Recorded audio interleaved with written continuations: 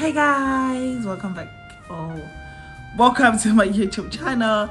I'm Cnefaith Mcstabber, originally Cnefaith Mcstabber, and thank you so much for clicking on this video. Obviously, if you are new, welcome. I hope you're lucky to here and you become a family. By me saying become a family, I mean you subscribe, dear. And if you're a day one, thank you so much for coming back. Thank you so much. Really appreciate it. Video for today, I thought I should just do a video of me, just a chit chat, man, and let's just chill a bit. I'm gonna have a bath because that's my brain. It's like a story time, but just a laid back story time of me telling you guys how I came to China and why I came to China. And let me just get my bath, pull a little something, and you get on this video.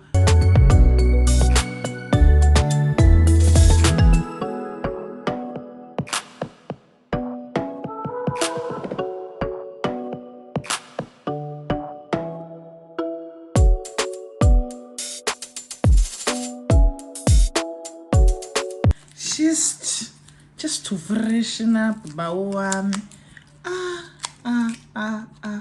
since then, yeah. And I'm also recording on this video on like a very long weekend or holiday. I've got 5 days off. Today's day 2 of being off. Yeah, today's Sunday, so why not? Let's get this shit.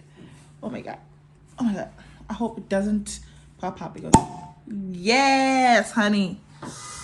Whew. I have been waiting for this moment.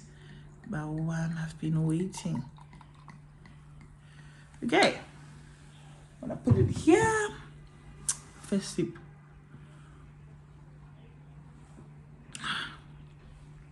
It's a Moscato, right? That's why it's so sweet. I don't really like sweet wine or sparkling wine or champagne. I don't like sweet stuff. Like I don't have a sweet tooth at all. But I was like, oh, it looks pretty, so let me get it. Cheers, guys. So this is where or when this started. I was like, as I don't know, some of you guys know, back home, like I graduated 3 times, guys. 3 times. And out of all these 3 times I graduated, I never got a job. Not even one day. I was never hired. Okay, some I was hired, but it didn't work out. Like, it was just one of those lousy jobs that you have to hustle. And the money was not good. So it's either I would do that thing for a few days, and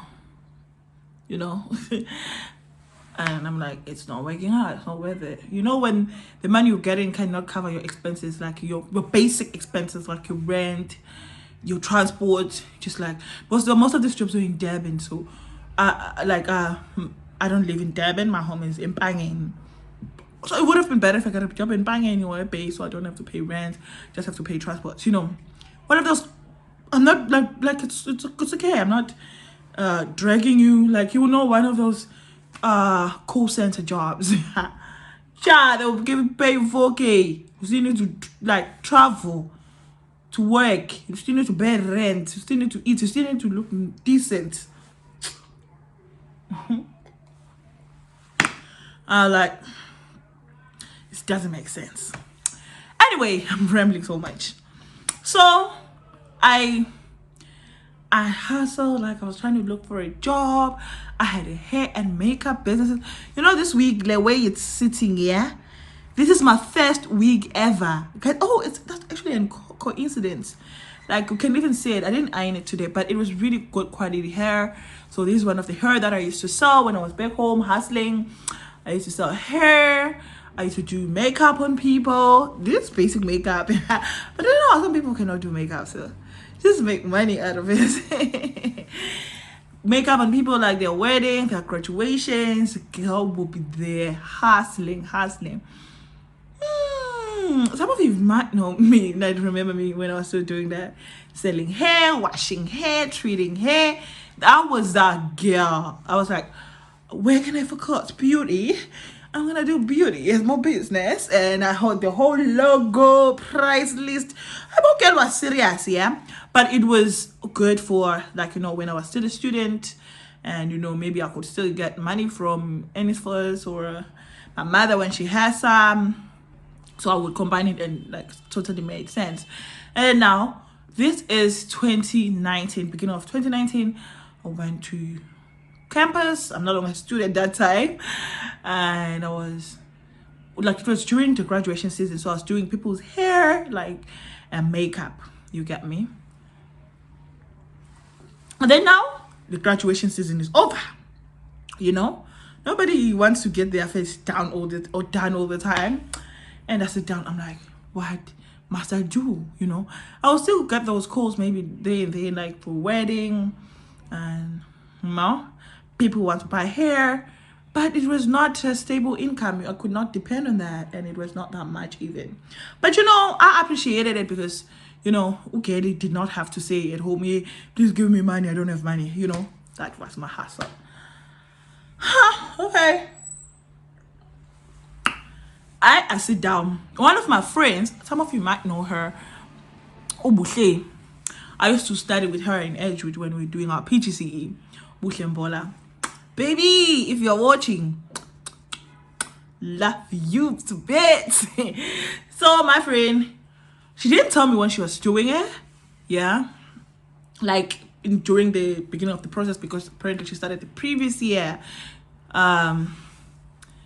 But when she was like finalizing the whole thing, she was like, bruh, there's this cool opportunity. I'm actually going to Korea. I'm like, Korea? Do what? Like, trust me, I've seen this thing, maybe like on notice boards, on campus and all that stuff. But I thought maybe it's not teachers, people who have got teaching qualifications. You get, I saw this, I think, in Worsville campus when I was doing my honors degree. And I was like, okay, I'm not a teacher. Even my cousin, she was working in America at that time. She told me about it, but she didn't have a lot of information. Like, oh, you can go to like Asia and teach English. I'm like, but I don't have an education qualification. That was before I did my PGCE. She's like, oh, okay, because she didn't have enough information about it too. Okay, fast forward. Okay, Buhle, doing the process. What going to South Korea? I'm like, oh, this is actually possible. You get it? This is actually real. It's legit. Okay. I get that. Refill. Oh, the first class always go fast. And then, okay, I was interested now in this thing, but I did not have money. You get me? The money I had was the money from my hustling business, but it was not enough. Like, apparently in South Korea, their process to do it is so expensive. And like back then, I don't know now, you need to have 13,000 in your bank account, to like go with it there after the whole booking flights thing and, booking flights, the process, PCC, naturalization, apostle in South Korean term. So I'm like, when the hell am I gonna get 13K? I can hustle the whole thing, the process, but when am I gonna get 13K, to go? And I was like, nah, South Korea, scratch out of my mind. And then I started seeing other people in China. She started telling me, and I found out that my cousin was actually going there. Like, we had, how can I put it? Yeah, my cousin, we are not that close, but yeah, was going to China or was in China already. I'm like, interesting. Then I talked to her. She shared like an agent that needed us to pay, I think it was 4K, 2K, I don't know, for placement or whatever. And I'm like, I don't have that 4K, bruh. So I joined the Facebook groups. One of my friends also that I was with in Edgewood, she was also interested to coming here. So she said, join this group, South Africans living in China. What? And then that's when like the real, goals no food came, like that real passion. I'm like, yeah, man, maybe I must do this. I'll see people, oh, I've arrived. Oh, I got my visa. Oh, first process done. Oh, first day at work. I would see those things. I'm like, girl, what are you still doing here? What are you still in this country? Huh. I was like, you know what? I'm doing it. So I like first process, get your TOEFL. Bought my TOEFL, I think it was 500 that time on daddy's deals. I did my TOEFL certificate. Luckily, I did have my undergraduate degree certificate because my honors and my PhD I couldn't get because I was owing. But they're saying, oh no, degree in anything is fine in China. Just get a TOEFL, be healthy, and you come. I was like, say no more, my dear. I did my TOEFL, and when I was about to finish my TOEFL, did my PCC because I've seen on the Facebook groups that PCC takes long. Did my PCC, got one of the agents on the Facebook group saying, oh, I go to decor and the embassy and what for you. And she was quite affordable. I think she was less than 1,000 rands, to do everything. Finished my TOEFL. I got my TOEFL, my TOEFL printed thingy. They sent it to me at home, certificates, and I got my PCC, police clearance certificate. And I was like, oh, let's rock. And then I sent my stuff to the agent, and she was very helpful. Yeah. She did it for me. Within a week, my things were back, and now the real struggle began. Baby girl asked me what I had to do. I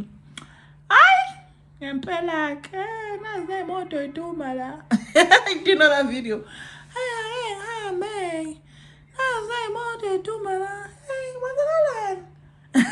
I'm sorry if you don't understand Benek. Anyway, it's just, yeah. Now I realized that, okay, now it's real time. Game on. I need to go. I need to leave this country. Because I've been looking for jobs and I've not been lucky. Okay. I joined the group, the WhatsApp group. There was a link on that Facebook group saying, oh, if you want us to help each other, please click on this link, and then we're going to open a WhatsApp group for us. If you are preparing to go to China right now, I'm like, game on. I still love those people. They help me a lot with the introduction video, the tips, negotiating, the salary, the city, type of school, But they were also pretty new too, so they didn't know that much. Most of them were still back in South Africa with. So we just did the best we could do at that time, and I'm really grateful for them because they will give you guidance every step of the way. You will say, okay, guys, I've done this. What next? Oh, guys, I've done this. Guys, the recruiters. What, guys? Where can I get this? Where can I get that? And they will tell you. Okay, and then I joined. I would like to believe I joined. What is this website called to get jobs? Oh, Days. At your Days ESL teaching. I think I saw that website from Obushe. She was still a YouTuber back then, my friend. She doesn't want to do it anymore. Anyway, so Obushe, one of her friends used Days ESL teaching. I went there, and the amount of people that responded, guys, I couldn't believe my eyes. I couldn't believe myself. Being used to being rejected or not even being answered in South Africa, to you getting a whole lot of recruiters trying to get you a job. I know also they get paid from getting people, but that was just so overwhelming. I was so grateful for it. And okay, start interviews because I swear I probably did more than 10 interviews because I did small group of people on my WhatsApp. So I would tell them that, oh, I got this offer, I did this interview today. You will not believe, guys, there was this recruiter or an agent that wanted to pay me 7k RMBs.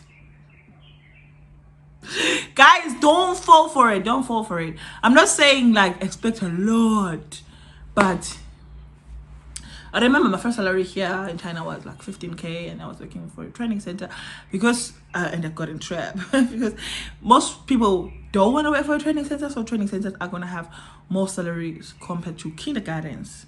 Does it make sense? I was like, follow the bag. If I knew I was not gonna go there. Yes, I remember I got this other job. I think it was in a Weifang. Yeah. But I was like, oh, the money is not good. Oh, it was a beautiful kindergarten, but I didn't go.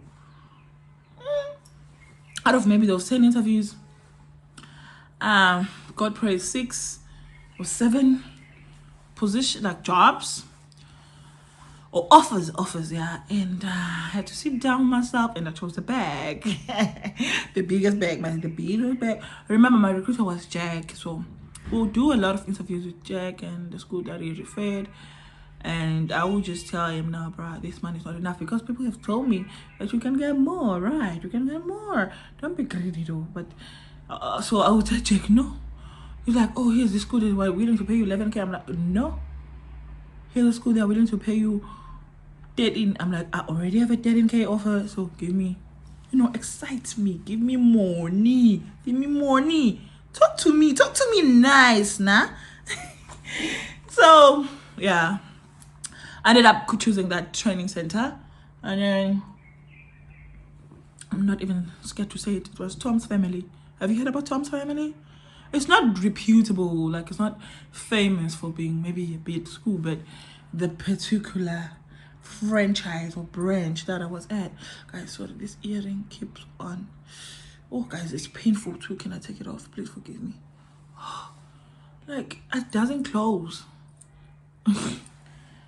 Sorry about that. So I went there, and then I chose the school, signed the contract, everything, how much you want. I told them, they're like, oh, no problem. Got the contract, sent my things, my documents. And then I had to wait for my visa. Invitation letter, yeah, I got my invitation letter. Went to Durban, Umhlanga, feeling myself. I'm here to apply for the visa, baby. Yeah. If I tell you guys the song that I used to play, like, because I felt like my prayers are being answered. Yo, I was so grateful. I was so fulfilled in my heart. There's this song called, it was famous also that time, 2019. Intingawe, na na na na na na na na na na. Kwenzeka isimanga, amaphupha fezeka, kwavele kwalunga yonke into. Yo guys, that was my song. I'm like, this is my time. I've been waiting for. Okay.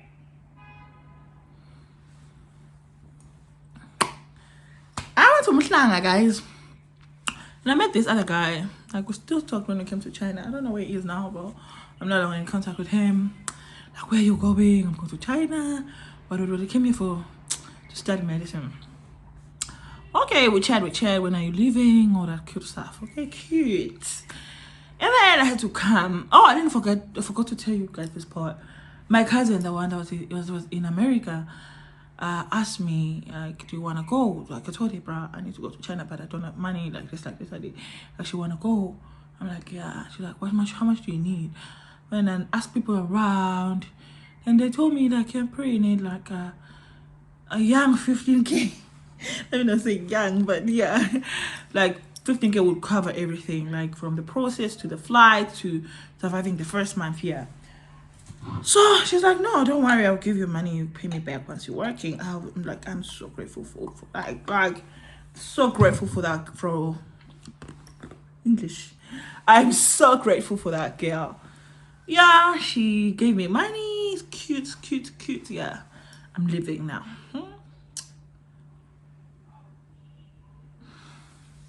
I had to go and collect my visa, guys. Abantu baloya, guys. But people witchcraft is real. Guess what happened? The same cousin, I'm saying, we're gonna meet in town and then we'll go to Durban. Hi. I was like, okay, sharp. Guys, actually, this is a story time for another time, but basically, I was drugged, like they put something on they spiked my alcohol. if you want the whole story time of that, because it's gonna take too long, just tell me how I almost died, how I became a street kid, how I was an embarrassment to people around me and my family at the mall. Guys, I blacked out. And guys, okay, then let me continue. Okay, I'm saying, okay, I'm going to fetch my visa. Just tell me if you want to hear the story. I will record it for you. I went to get my visa and I couldn't go because of that. And then woke up the following day and then I went. Okay.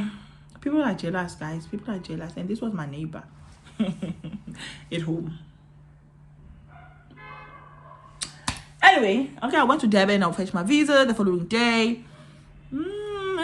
We had to book the flight, and my cousin helped me to book the flight, choose which one is it, like the cheapest one to Shanghai, baby. Yeah, I booked the flight before, I think 4 days before the departure day. Packed my things, bought the stuff I needed to buy. I was out, bitch. Okay, I almost missed my flight though. Hi, bo. Hi, in Durban. I was late, but I didn't miss it. Thanks God. And I took my first international flight out of South Africa. I felt, guys, I don't know how to explain it. I felt good. I felt grateful. I felt like this is what I need to do. I've been having to do. I felt like I belong somewhere. Somebody needs me. Somebody appreciates me. You get now. All right. Go to from Durban International Airport to Dubai, baby, Dubai. In Dubai. Okay, I had like my layover. Luckily, it was not that long. I had like only like 3-4 hours layover time. Met other people, good people on the flight. Like on my flight, in my seat, in my row, I was sitting with a couple in the middle of the couple. That we're going to Bali for a honeymoon. So now they keep on touching and like, next to me. I was like, oh, you know, Ed, it's fine. I will sit on the aisle seat and you can sit here. Yours.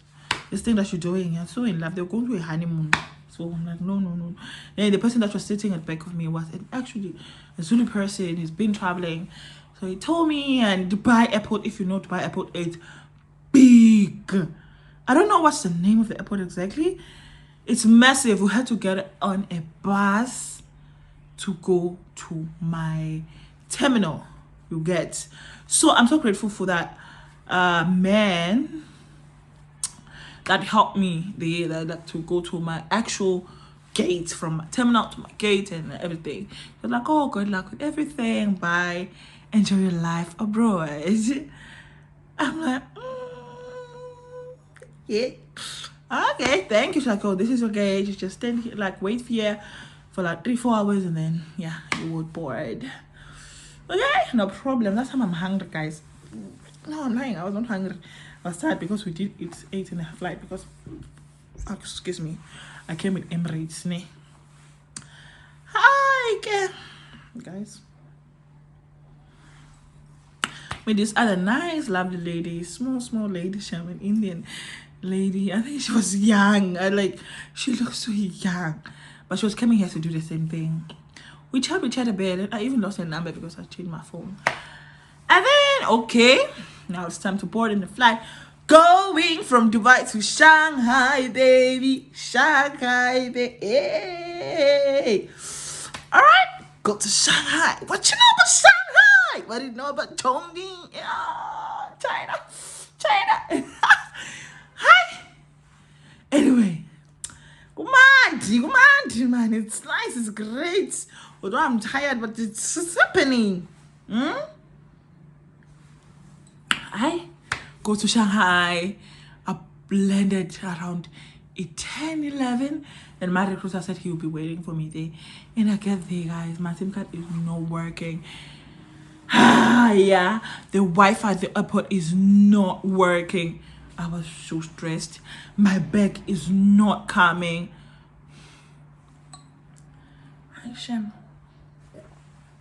Stress, guys, stress.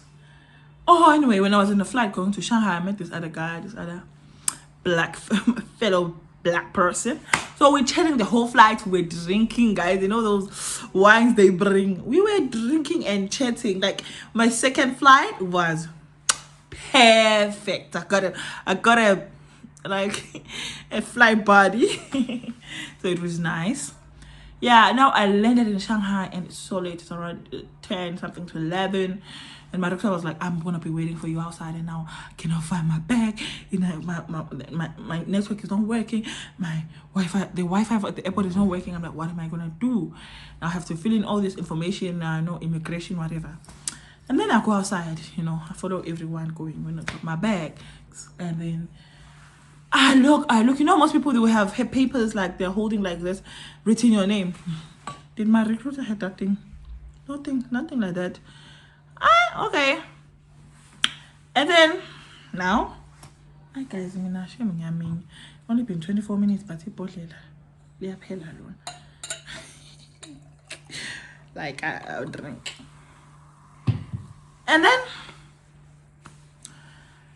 finally, like I was raising up his hand, like snake. I was like, oh, thank you, I saw you. And he was like, it was a guy, but Jack. Like, you wanna see the beautiful Shanghai? I'm like, bro, I'm tired. What do you mean? Like, let's go out. Let's go by the Pearl Tower or something. I'm like, nah, bro, I'm not sure if I wanna do that. We can do it some other time. He was so nice to me. I was like, oh, I can do that some other time, really. And yeah. Took me to the hotel. He wrote down the things like, guys, you guys think I'm lying? I think this paper is still here. Hey, that's good, right? Because I've got proof for you. You see this file? This world file, universal. Sure, what did he have? This is the file I came back from back home. Like, I think these are what is it called? Wonders of the World. Okay. We'll see this paper. This ticket thing, I don't know what it is. I will not throw it away. It's something so sentimental to me. When I arrived in Shanghai, my recruiter took me to this hotel. I think it's called Lavender. He's like, okay, you sleep here and then in the morning you go with your... You're going to take your train to Suzhou alone. Imagine, my boss didn't like, come to me. Anyway, this thing, you know, there's Chinese and English. So he said, once I get to, I will stand in the lobby in the hotel, and there's a shuttle that goes like every hour to the airport. You get, yeah, it was Shanghai Hongqiao, so the train station and the airport is the same. So like, but I'm gonna go to the train station side, and this was it. I say, I need a ticket, please. Help me. He only wrote this. Like he said, when you arrive there at the train station, just show them that. I showed them. It did work, but I don't think it was that, like, okay, it did work because I had no other option than this. And he gave me a SIM card so I could communicate with my boss, you know. And he wrote all these things like 7 o'clock to 9:30 breakfast, 8:50. Yeah, so I was supposed to go to at 7 o'clock, then 8:50 go to the lobby and take a bus to the train station. That's so cute, guys. This was my room number that time. It was so cute. I was like but like my boss could have just came in or sent somebody to come and fetch me in Shanghai. Like, it's my first time in this country. I cannot even speak the language, and I'm just being done in a train like that. I was so confused, guys. I got to the train station. I'm like, this is when it started kicking in. And now I slept in a hotel. I arrived around 12 in a hotel, and the hotel was just like 5 minutes away from the airport. Anyway,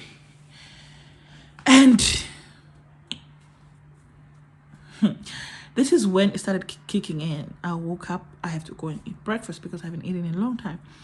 I am unfamiliar with all these things there. If I tell you guys, I had juice and 2 boiled eggs. Why there are so many things there? Because it's so strange to me. I don't know what these things are. The way I like Chinese food right now, I can't believe myself that I actually stuffed myself that morning. Anyway, okay, and then I'll take the bus, I'll go to the train station. This is when it started kicking in also. I felt like I'm in a movie. You get me? I'm like, I don't even know which stop or whatever I'm supposed to drop. So I saw everyone, most people getting out of the bus or the shuttle, and I had to get out, you know? And I just stood there. You know, it's like the world is just turning around, doing something. You know, in movies when they do those dramatic scenes whereby the person is just turning like that. That was me. I just did a 360, a young 360. I'm like, is this my life? Am I in China? Am I not dreaming? Is this for real? I see. I'm the only one with this color of skin. Oh, huh? Okay, no worries. Yeah, no worries. I get to the gates. I follow people that I was waiting a bus because I have no choice now. I don't even know where to get a ticket. And I showed them this paper that Jake gave me. You know? People down there talking a lot of things. I swear, guys. I know in most train stations here, there's both English and Chinese written. But that day I couldn't see any English. I couldn't see it. Saying, oh, ticket office, ticket counter. This, I couldn't see English in my eyes. I was just so shook. And then I showed them and they're like, no, I understand. And luckily somebody told me to go download Google Translate, so I used Google Translate. And it was so stressful, guys. And I didn't know what ticket office is. And there are these people who work at the train station, like one that maybe will carry your bags for you. I didn't even know I have to pay them. So he's like, okay, I can help you, like in the translator. And he took me to the ticket counter. I got my ticket because Baba was like bought it for me, so I just have to print it out and go to my train. So my train number and whatever. And I arrived early. I arrived around 8:50 or 9 o'clock. My train was like maybe 10:30, so I had to wait. I don't even know. It's my first time taking a high-speed train, guys. I've never took a high-speed train. Actually, a train in my life. I've never took a train in my life. It's my first time, and I'm just in a foreign country. Can you just imagine? Like, oh, this is your gate. I'm like, I cannot see it. Like, no, it's this way. I'm like, no, sorry, my brother. So this brother that was carrying my bag for me, he's like, okay, I will help you, you know. And he said, after that, he said she charges 60 RMBs to carry my bags and help me what. I'm like, I don't. Okay, guys, space. My phone was out of space, so I had to go and delete some stuff. I think I'm getting late now. Anyway, all right. That time, this guy is telling me that I must pay him, and I'm like, but I don't have Chinese currency. I don't have renminbis. He's like, okay, you can just go and withdraw in the ATM machine. I'm like, my card is not even a Visa card. I don't know if it's gonna work. But I just went there and tried it out, and yeah, it worked. So I gave him his money. He's like, okay, sit here. When it's your time to get on the train, I'll come and fetch you, because you say you don't know to get on the train. You're such an old lady. Right now, even feel embarrassed about it, like the way it's so easy. But you know, first time for everything. Yeah. I got and helped me to carry my bag, got on the train. He's like, I counted, like, okay, you're gonna get off at this time when this train stops, and it's this time you get off. And he counted for me, you get off after 8 stops. And my train, I think, was like 2 hours to 3 hours to Suzhou. The Suzhou with the X, yeah, not Suzhou, Shu. Got on the train. I told my boss I'm on the train because Jack gave me the SIM card so I can communicate. And he came to fetch me. Didn't even know how I looked like. And then he came to fetch me, and yeah, carried my bag. Wanted to be a big man. I'm like, no, just get one. This bags are so heavy. He's like, oh my god, how heavy. And he couldn't even speak Chinese, like English properly. And I'm obviously I cannot speak Chinese. It was a whole mess. But we made it. Like, we stopped in one of the restaurants in Suzhou. He's like, do you want to have Chinese food or foreign food? And the first day I was so brave. Like, I want Chinese food. I want to know how Chinese food tastes like. And then, I went to a Chinese restaurant and I could not eat other stuff. I only ate noodles, I swear. I think I had noodles and chicken there. So, you know, if you are like in China or been visited China, you know, Chinese have a lot of stuff in the table, but I could only eat 2 dishes. I ate chicken and noodles only. And I'm like, I'm fine.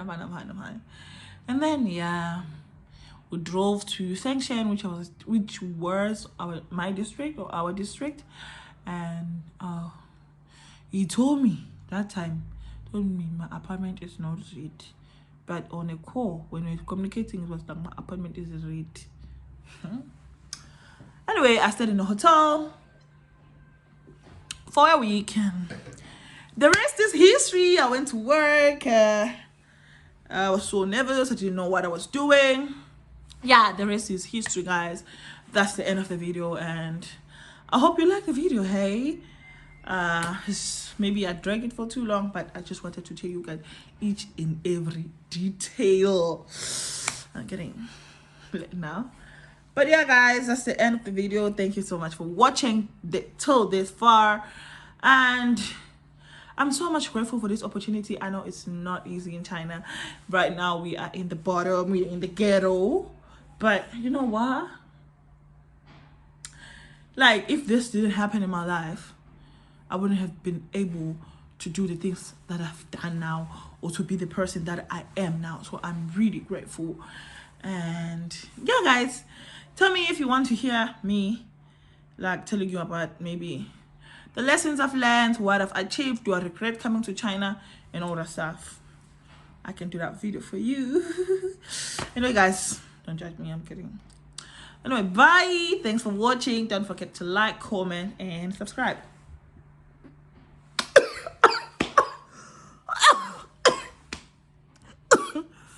Oh, guys, I'm trying to blow a kiss and then there was just this weird burp. Like, I'm sorry. Mwah, bye.